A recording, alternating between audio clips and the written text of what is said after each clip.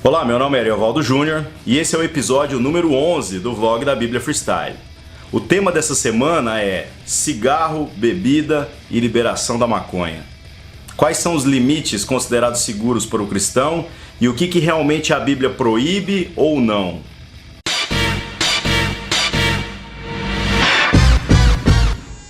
Tenho visto muitas pessoas tentando usar bases do Antigo Testamento para justificar o porquê o cristão não deve beber nenhuma gota de álcool ou fumar um cigarro ou simplesmente usar drogas. Mas será que essas bases bíblicas estão realmente dentro do contexto? Será que a palavra de Deus fala sobre cigarro, drogas e outras coisas que as pessoas estão nos proibindo? Quando lemos diversos versículos que falam a respeito do serviço do templo, você percebe claramente que os sacerdotes eram proibidos de consumir vinho ou bebida muito forte durante o tempo em que ele estivesse a serviço. Mas as passagens deixam muito claro que fora desse período onde ele estava servindo no templo, ele era totalmente livre para poder beber aquilo que ele quisesse. Levíticos 10, de 8 a 10, deixa isso muito claro. Deus poderia ter proibido o sacerdote de beber em qualquer tempo, mas ele não o fez. Inclusive em Deuteronômio, capítulo 14, versículo 26, fala sobre uma série de coisas que Deus aponta que seriam o desejo do coração do homem e que o homem deveria consumir de todas elas na presença do Senhor. Lá fala de vacas, de ovelhas, de vinho, de bebida forte, mais uma vez a expressão,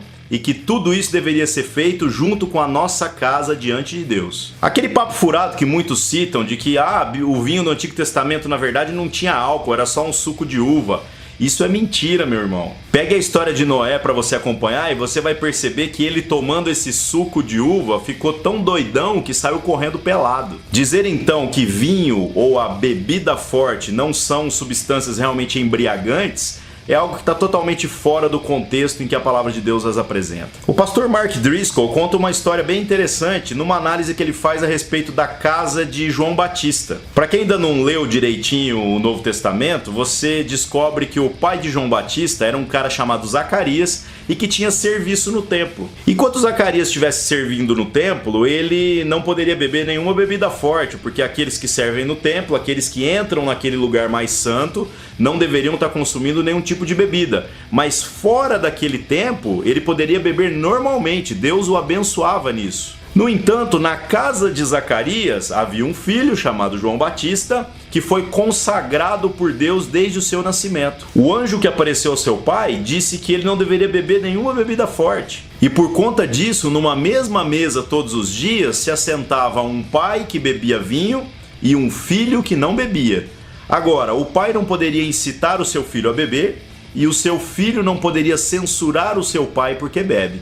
Esta é a perfeita liberdade que nós deveremos compreender que é necessária no reino de Deus. Se concluímos então que a bebida no Antigo Testamento realmente embriagava, assim como a bebida que Jesus bebeu também embriagava, então agora vamos passar para outra questão. O que a Bíblia diz sobre o cigarro e outras drogas? Pode forçar o argumento o quanto você quiser, mas a Bíblia não fala absolutamente nada a respeito dessas coisas. Falando do cigarro especificamente, olha como isso é um problema cultural muito grave. Na Europa, é normal cristãos fumarem.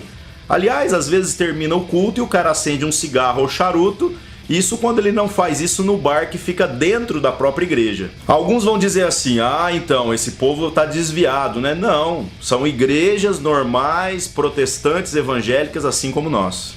Opa, pera lá, então você está achando que eu estou defendendo a questão de fumar e de usar drogas ou beber e outras coisas? Não é bem por aí. Meu maior medo quando nós tratamos desse assunto é perceber que há pastores que estão tentando traçar regras para as pessoas, dizendo, ei, você pode fazer isso, você não pode fazer aquilo, mas não estão levando essas pessoas a buscarem nas escrituras uma transformação de entendimento, para que você possa viver a plenitude da liberdade que Cristo trouxe para cada um de nós, sem que você ultrapasse os limites dessa liberdade. Simplesmente porque aspectos culturais fazem com que os nossos irmãos na Europa tenham uma percepção a respeito do cigarro e da bebida diferente daquilo que nós temos no Brasil, é exatamente por causa disso que você agora quer beber e fumar? Então acho que você está fazendo a coisa pelo motivo errado. Outra questão, se a maconha for liberada, legalizada pelo governo, então nós vamos passar a consumir a maconha simplesmente porque ela não é mais proibida? Para pensar um pouquinho. A questão das drogas envolve um problema histórico e há algumas discussões que não foram feitas. Em 1962, o presidente Nixon decretou nos Estados Unidos a guerra às drogas.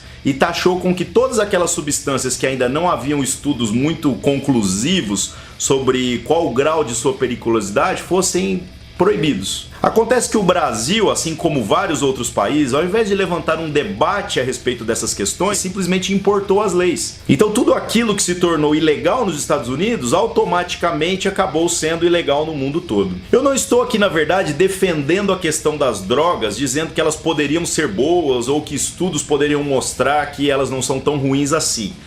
O problema é um pouco mais complexo do que isso. Enquanto os Estados Unidos escolheram a repressão como a melhor maneira de combater as drogas, nós poderíamos ter ido por outro caminho. Nós poderíamos ter escolhido a educação. A minha visão, à luz da palavra de Deus e à luz daquilo que historicamente foi feito de maneira equivocada, é que eu sou a favor da liberação de todas as drogas, mas eu não sou a favor do consumo de nenhuma delas. Quando lemos em Efésios 5,18, que fala para que a gente não se embriague com vinho, mas sim com o Espírito Santo, nós podemos estender esse sentido de embriagar-se para muitas outras situações da nossa vida. O problema não está no vinho, muito menos no cigarro e também não está nas drogas. O problema está no entorpecimento do ser humano. Tudo aquilo que altera a sua capacidade de julgamento é biblicamente condenável. Vou repetir, tudo aquilo que altera a sua capacidade de julgamento, aquilo que te entorpece em qualquer nível, é condenável. O álcool pode ser consumido moderadamente, inclusive há estudos que dizem que pequenas doses diárias de vinho fazem muito bem ao coração e tudo mais. O problema é discernir qual a quantidade máxima de álcool que uma pessoa pode consumir sem que ela se embriague.